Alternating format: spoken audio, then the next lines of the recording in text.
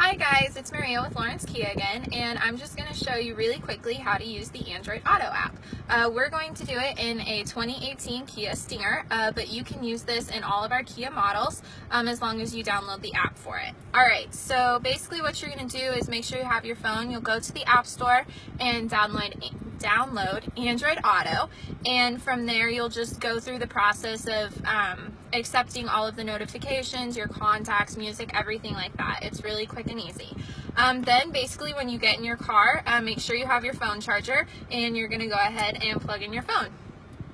It's really easy. It's automatically going to show up on here for you, and you'll go to Android Auto and it's going to pop up. You'll be at the home screen for it.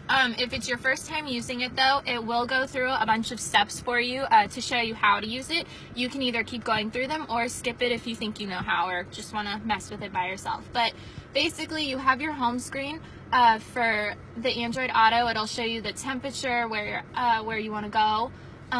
You have maps, which you'll type all of that in on your phone and then it will directly go to your screen right here. You'll have your contacts, you have music, and then if you want to get back to your feature for Kia, you can click that and then it goes all the way back to the home screen, so it's not like you're even in it. You really don't even have to use your phone, so it's quick and easy, pretty simple.